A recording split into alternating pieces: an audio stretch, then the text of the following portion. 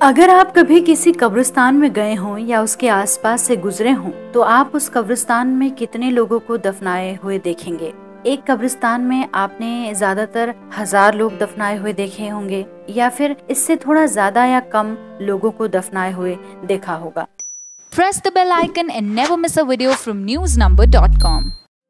लेकिन क्या आपको पता है कि दुनिया में एक ऐसा कब्रिस्तान भी है जहां 50 लाख से ज्यादा इंसानी लाशों को दफनाया गया है। इसे दुनिया का सबसे बड़ा कब्रिस्तान माना जाता है। इस कब्रिस्तान में 50 लाख से ज्यादा शव दफनाए जा चुके हैं। इसे पीस वैली के नाम से जाना जाता है। ये इराक के नजफ शहर में स्थित है। ये कब्रिस्तान दुनिया का सबसे बड़ा कब्रिस्तान माना जाता है। इराक में मुस्लिम आबादी बहुसंख्यक है। मुस्लिम समुदाय के लोग अपने मरे हुए लोगों की शवों को कब्रिस्तान में दफनाते हैं। इस कब्रिस्तान के आसपास के शहरों के लोग भी अपने लोगों के शवों को यहीं दफनाते आए हैं।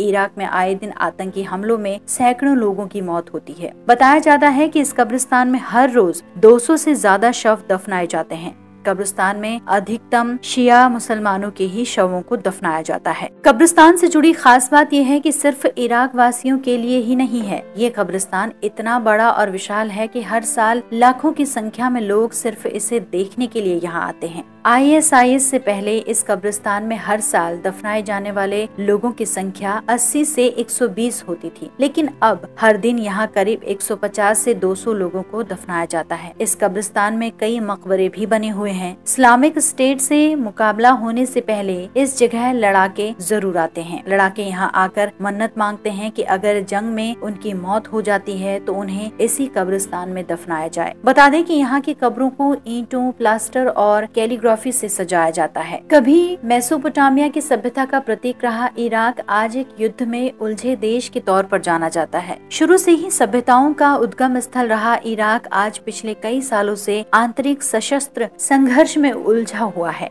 2017 में दुनिया के चौथे सबसे ज्यादा कच्चा तेल देने वाले पश्चिम एशिया के इस देश को अब भी शांति का इंतजार है। इराक का आधिकारिक नाम रिपब्लिक ऑफ इराक है। अकूत तेल भंडार होने के बाद भी इराक अपेक्षाकृत उन्नति नहीं कर सका। यहाँ का समृद्ध इतिहास का कारण इस क्षेत्र का बड़ा उपजाऊ मैदान है। आइए अब इराक से जुड़ी कुछ अन्य खास बातें आपको बताते हैं। अरेबियन नाइट्स की बेहद चर्चित कहानियों में से एक अली बाबा और 40 चोर की कहानी इराक में ही लिखी गई थी। रोचक तथ्यों के मुताबिक कहानी आज से तकरीबन 1000 साल पहले लिखी गई थी। 1968 में इराक संविधान ने इस्लाम को आधिकारिक धर्म के रूप में स्थापित कर दिया था। सद्दाम हुसैन ने एक कानून पेश किया था जिसके तहत परिवार के सम्मान की रक्षा करते हुए अगर किसी व्यक्ति ने महिला की हत्या की हो तो वो दोषमुक्त होगा। बता दें कि 2003 के बाद इराक में ऑनर किलिंग मामलों में बेतहाशा बढ़ोतरी दर्ज की गई।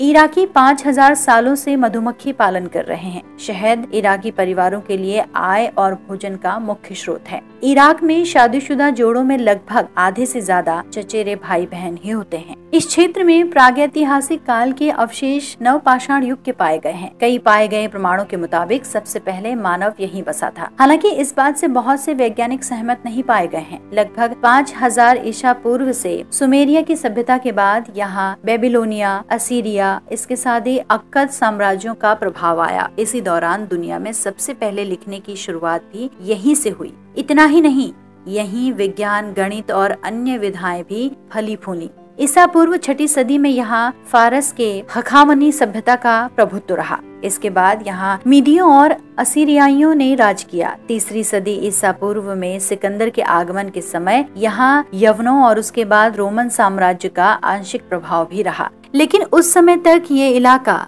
पार्थियनों के कब्जे में आ चुका था। इसके बाद ससानियों ने यहाँ 7वीं सदी का शासन किया।